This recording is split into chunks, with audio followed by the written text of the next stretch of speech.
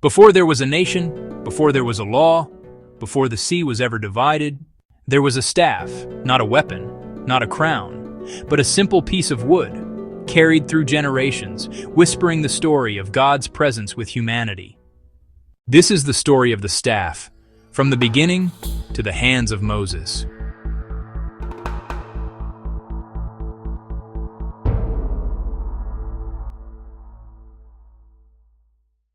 Scripture tells us that Adam walked with God in the Garden of Eden. The Bible does not describe a staff in Adam's hand, but ancient Jewish tradition says that at the edge of creation, at twilight, God created certain sacred objects. One of them was a staff. Tradition says this staff was given to Adam as a sign of authority, stewardship, and responsibility. Not power over people, but care over creation. When Adam left the garden, the staff went with him, a reminder of what was lost and what could one day be restored. The Bible tells us Adam's lineage continued through Seth, then generation after generation, until the days of Noah. Again, Scripture is silent about the staff.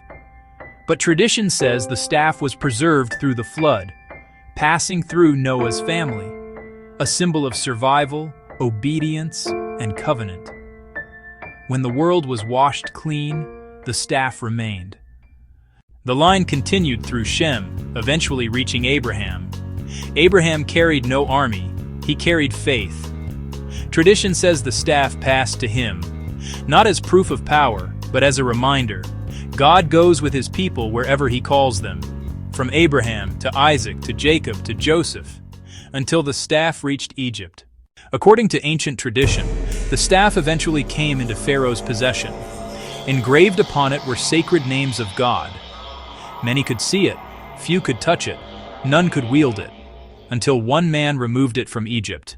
Scripture tells us that Moses fled Egypt and lived in Midian with his father-in-law, Jethro. Tradition says Jethro had the staff. Some say it was planted in the ground and no one could pull it free, except Moses. Not because he was strong, but because he was chosen. Jethro gave Moses the staff, and Moses carried it, not knowing its history, until God spoke. At the burning bush, God asked Moses a simple question. What is that in your hand? A staff. God did not give Moses something new. He asked Moses to surrender what he already had, and the ordinary became holy. That staff turned into a serpent. That staff struck the Nile. That staff parted the sea. That staff brought water from the rock. Whether every detail of the tradition is literal or symbolic, the message is timeless. God works through what is already in your hand, your pain, your history, your faith, your obedience. The staff was never magic. The power was always God. And the whisper still remains, what is in your hand?